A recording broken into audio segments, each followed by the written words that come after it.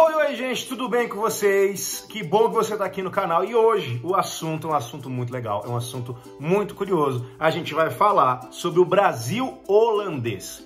Exatamente, houve um período em que os holandeses eles dominaram as terras brasileiras, né? Mas a questão é, por que os holandeses vieram parar aqui no Brasil? Afinal de contas, né? A gente não fala, até hoje a gente continua falando português de Portugal, o que não deu certo, o que deu certo. Vamos lá então. Primeira coisa que você precisa entender. Entre os anos de 1580 e 1640, a Europa viveu um momento muito peculiar, um momento muito curioso, que vai ser chamado de União das Coroas Ibéricas. Bom, o que seria a União das Coroas Ibéricas? A união dos países que compõem a Península Ibérica. E que países compõem a Península Ibérica?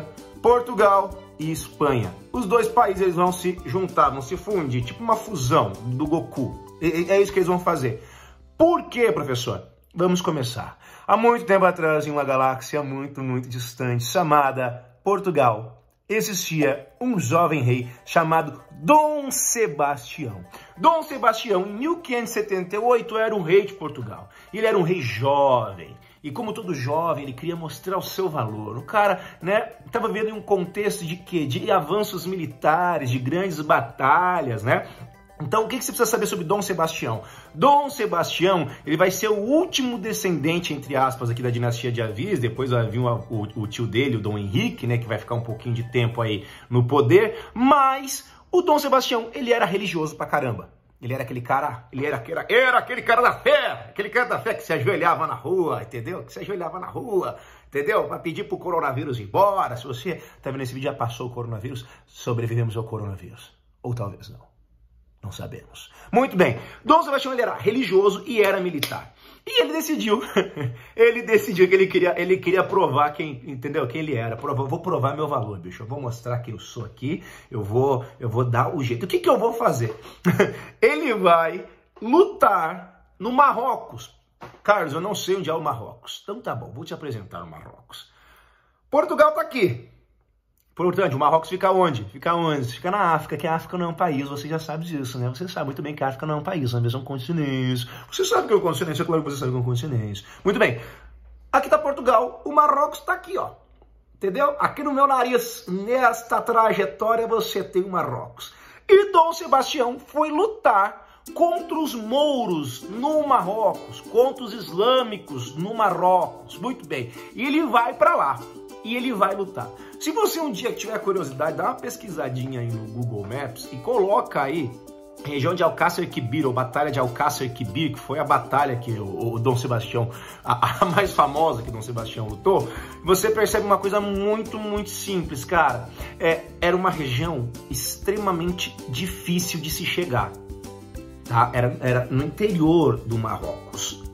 E sendo uma região difícil de chegar, ela estava, para piorar, super protegida, não é? Protegida pelos muçulmanos. Resultado dessa batalha aí, né? Ela foi difícil pra caramba de atingir a região, mas ele chegou lá. Dom Sebastião chegou lá e lutou e provou seu valor e morreu. É isso mesmo, ele morreu, no caso, na Batalha de Alcácer Quibir em 1578, com seus maravilhosos 24 aninhos de idade. Ele morreu. Assim, a gente diz, no caso, a gente pressupõe que ele morreu, porque assim, a gente não sabe. Por que a gente não sabe? Porque o corpo dele, a gente nunca achou o corpo do Dom Sebastião. O corpo dele, assim, ó, sumiu, desapareceu, puf, já era, entendeu? Puf, coloca um efeitinho aí, né? Na sua imaginação, porque a gente não tem efeitinhos ainda, fica a zica, né? Ele desapareceu, sumiu, cara, ninguém encontrou o corpo do cara, mas, bom, bem provável, né? 1578, 2020, provável que ele morreu. Só que a morte de Dom Sebastião vai ser um negócio tão doido, mas tão doido, que vai existir um movimento chamado de sebastianismo, que era um movimento que acreditava que Dom Sebastião não tinha morrido. É tipo um Elvis, um Michael Jackson. Tá? Elvis, Michael Jackson e Dom Sebastião, entendeu? Estão lá, né? Dançando, felizes da vida. E esse movimento vai ser tão forte, mas tão importante, que vai inspirar movimentos que vão acontecer aqui no Brasil, como, por exemplo, a revolta de Canudos, tá certo? São movimentos messiânicos voltados para a religião. Até hoje, lá em Portugal, se você for de Portugal, escreva aí nos comentários se é verdade ou não é. Quando acontece um problema muito grande, algo difícil pra caramba, normalmente, o pessoal fala, nossa, só Dom Sebastião para resolver esse problema aqui. Mas fato é que ele morreu. Então, dica do dia, se você é jovem, se você gosta de um pau quebrando, pau torando, o negócio, vai fazer uma luta, né? Faz o jiu-jitsu, né? Faz o Kung Fu, faz o negócio, mas não vai lutar contra os muçulmanos, não vai lutar no território deles, protegido por eles, no interior, porque a chance de dar ótimo, de dar maravilhoso, não existe. Coloque isso aqui na sua cabeça, não vai dar, não vai funcionar, não vai dar certo. Muito bem, e aí temos um problema, por quê? O problema é que Dom Sebastião não teve filhos, não deixou herdeiros para o trono.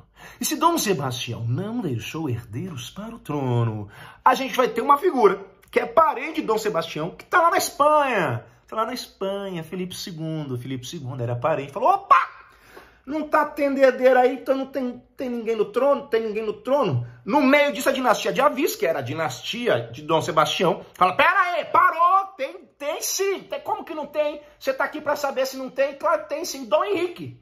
Quem que era Dom Henrique? Dom Henrique era um cardeal da Igreja Católica. Um cardeal, exatamente isso. O cardeal, ele era irmão do pai de Dom Sebastião. E ele vai assumir o trono de Portugal. Muito bem.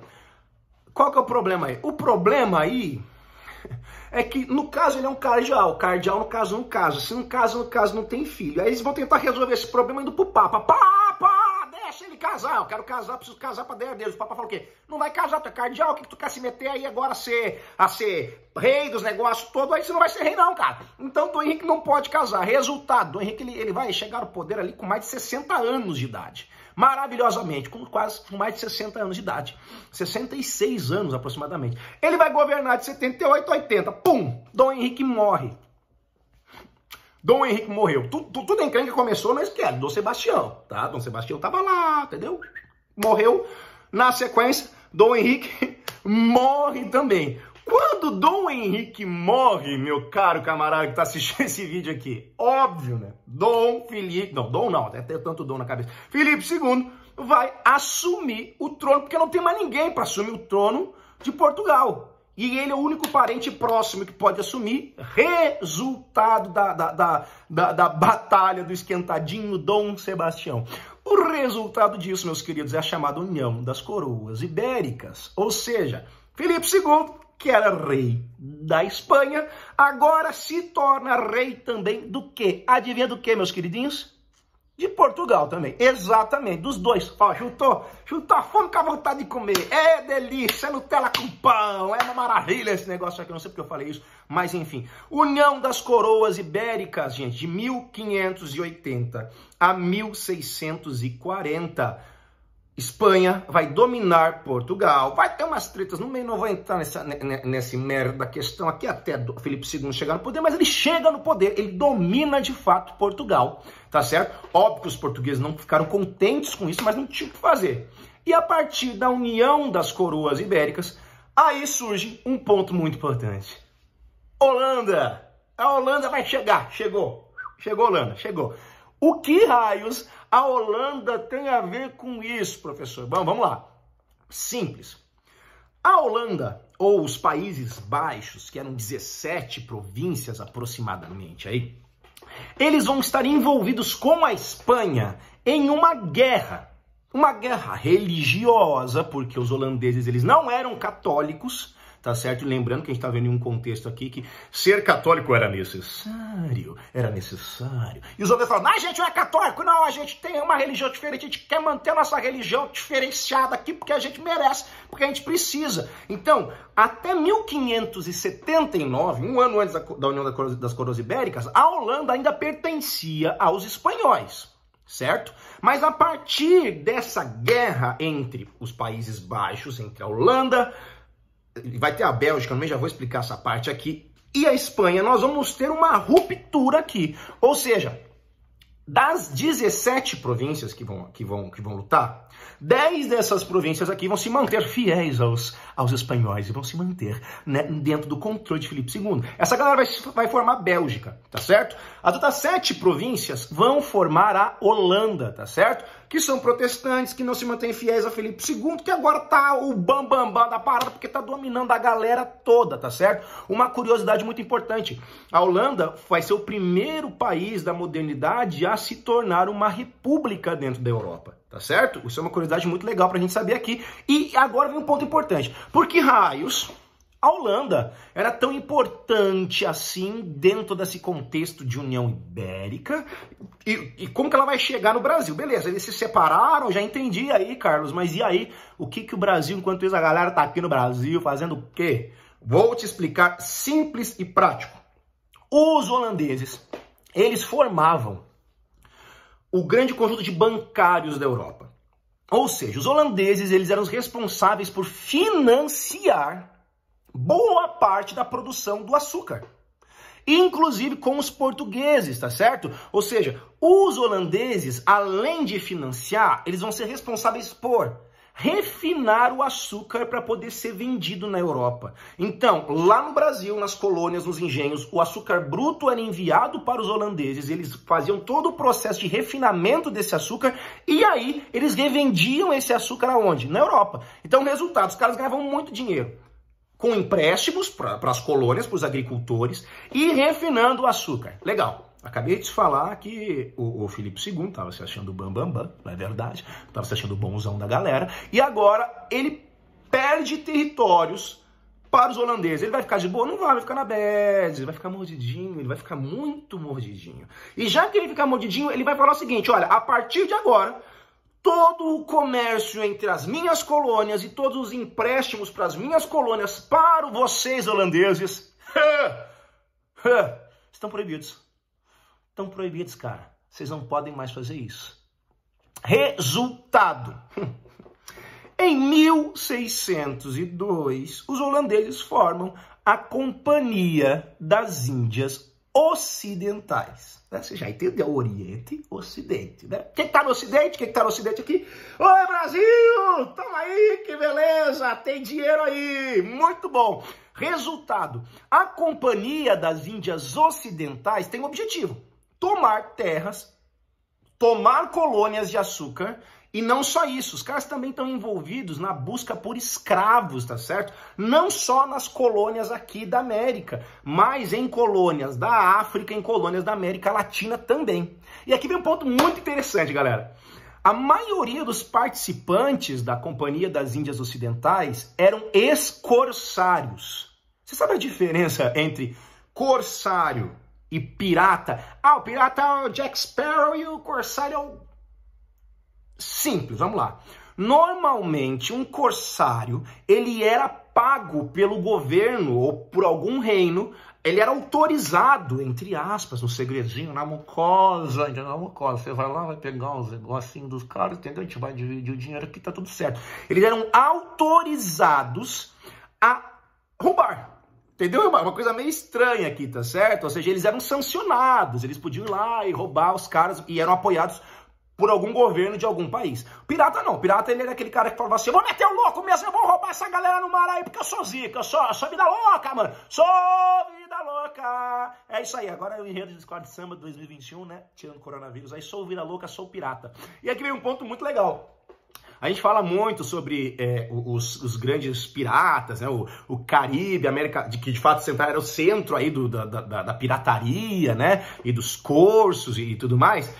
Mas entre os produtos mais valiosos que a gente tem, eu tô olhando pela janela, não sei porquê, oi janela, mais curiosos que a gente tem aí que brilhavam os olhos de qualquer corsário ou de qualquer pirata, adivinha só o que era? Era ouro. Tu achou que era ouro. Pirata só queria ouro, claro que não queria só ouro. Pirata também queria o quê? Papagaio. Papagaio. Exatamente, as aves da América eram assim raríssimas, né, dentro da Europa e tudo mais. Então, bichão, se tu capturasse um papagaio, entendeu? Você ia ficar, mano, caraca, tô rico, eu capturei um papagaio, capturei um papagaio, eu tô ricaço, cara, tô ricaço. Muito bem, deu pra entender até aqui? Holandeses tretaram feio com os espanhóis tentaram dar aquela chapuletada nos holandeses, falaram, então tá bom, vocês querem chapuletar? Tá bom, vamos chapuletar então. A partir de agora a gente tem a Companhia das Índias Ocidentais e o nosso objetivo vai ser o quê? Tomar, já que não dá para negociar, vocês não querem conversar, a gente vai pra porrada mesmo e vai dominar essas regiões, a gente vai atrás de escravo, a gente vai atrás de açúcar, a gente vai atrás de terras. Muito bem. E o Brasil no meio disso? Vamos lá. Vamos lá. Você tá aqui comigo? Você tá comigo muito bem. O Brasil, meus queridos, tinha o nosso litoral, a nossa costa era totalmente desguarnecida. Não tinha proteção nenhuma, cara. Era aquele negócio assim, pra você ter noção, até esse momento aqui na história, nenhum grande nobre português quis vir pro Brasil, não. Você vai ter, mas tem as capitanias hereditárias. Capitanias hereditárias chegaram para os nobres e falaram assim, olha, tem uma boa notícia e uma má notícia para vocês. A boa notícia é que eles vão ter terras até, ó, você perder de vistas. Cara, caraca, hein? Que da hora, hein? Qual que é a má notícia? É que é no Brasil. Das 15 capitanias hereditárias que a gente vai ter aqui no Brasil, só 2 delas vão dar certo. 2. E de uma delas a gente está falando hoje. A outra a gente vai falar em uma outra aula, que é Pernambuco. Por que Pernambuco dá certo, rapaz? Pernambuco vai dar certo porque Pernambuco é o maior produtor de açúcar que a gente vai ter no período. Ou seja, a princípio, para evitar que a Companhia das Índias Ocidentais chegasse aqui no Brasil, viesse tentar se conquistar, foi feita uma trégua dos 12 anos, uma tentativa de controlar os holandeses, mas é óbvio que os caras não eram bobos nem nada e não vão aceitar essa trégua. Até que, olha lá, em 1600 e quanto que foi criada a Companhia das Índias Ocidentais? 1601. Muito bem. Em 1624, os holandeses... O nosso esquema é ousadia e alegria. Ousadia e alegria. Porque o que os holandeses vão fazer aqui, meus queridos? Os holandeses vão vir para o Brasil com 26 navios e aproximadamente 36 mil homens. 36, nossa, eu fui longe agora, desculpa, gente. Perdão, 3 mil homens. Já era muita gente, entendeu? Já era, não tem 3 mil amigos no Instagram. 3 mil homens vão vir para cá. Qual que é o problema, cara? O problema é que eles estão vindo pro Brasil não para ir para Pernambuco na primeira inverno. Nossa, olha o tamanho desse nariz. Não para ir para Pernambuco, mas para ir para Salvador. E por que raios os caras estão indo para Salvador, meus queridos? É muito simples. Os caras estão indo para Salvador porque Salvador era a capital do Brasil. E se eu domino a capital do Brasil, eu dominei o Brasil. Você entendeu o esquema? Ficou fácil para você entender isso aqui? Então os caras vêm para Salvador. Resultado, 1624, os caras vêm para Salvador. Os caras, vamos tacar o terror nos caras aí. Estamos chegando com embarcação. 3 mil homens, certo? O que a gente vai fazer? Tacar-lhe pau. Eles chegam, eles de fato dominam Salvador. Só que em 1625 eles são expulsos. Óbvio. Por quê? Porque se era a capital, era o lugar mais bem protegido, ou talvez o único lugar protegido dentro do Brasil, né? Dentro do período. Resultado, galera, os holandeses vão embora. Os holandeses vão embora. Desistem? É óbvio que não desistem. Então, em 1625, eles são expulsos. 5 anos depois, guarda essa informação, 5 anos depois, os caras vão voltar para o Brasil com 67 navios e mais de 7 mil homens para invadir, salva nada, Pernambuco, né? Os caras já perderam a batalha, importante aqui, fica a dica pra você, entendeu, cara? Você perdeu a guerra já, seja soldado ferido, seja soldado nocauteado, cara, já deu pra você. Não vai pra Salvador. E eles vão agora pra onde? Pra Pernambuco. E eles dominam, obviamente, Pernambuco, cara, era uma frota absurda, eram muitos soldados. E quando eles dominam Pernambuco, dessa vez, eles têm uma ideia muito, mas muito interessante. E a ideia é criar táticas de ocupação. E como vão ser essas táticas de ocupação? Simples, você precisa de aliados. E quem mora em Pernambuco? Agricultores, donos de engenho. Então, o que eu vou fazer com esses agricultores? Eu vou dar empréstimos para esses caras. Eu vou dar dinheiro para esses caras. Eu vou falar o seguinte: oi, tudo bom? Você tá aí coronado, né? Tá coronado? Tá coronado, você tá coronado. Então, já que você tá coronado, eu vou te dar dinheiro. Detalhe, você não tem, quer pagar, você quer pagar quando? Você vai pagar quando você quiser pagar. Tá certo? Vai estar com empréstimo, você paga quando você quiser pagar, e a gente continua numa boa aqui. Amiguinhos, holandeses e agricultores, né? Estão aqui amiguinhos. E além disso, vocês querem escravos? Vocês querem escravos? Vocês querem escravos? Então tá bom, eu vou dar escravo para vocês. Eu vou dar escravo para vocês. E a partir dessa relação de escravos / empréstimos, eles conseguem um bom relacionamento com os agricultores de Pernambuco mesmo no domínio. Só que agora a gente vai entrar numa parte da matéria super legal que eu vou falar no próximo vídeo para vocês, que é toda grande invasão precisa de um grande líder. E o maior líder do Brasil holandês é um carinha chamado João Maurício de Nassau. E é sobre ele que a gente vai falar no próximo episódio. Então espero que você tenha entendido a partir de agora. Que rolê louco do Dom Sebastião, que rolê louco da União das Coroas Ibéricas. E como os holandeses brilharam o olho para chegar aqui na América, tá certo? Próxima aula, próximo vídeo, a gente continua. Um forte abraço.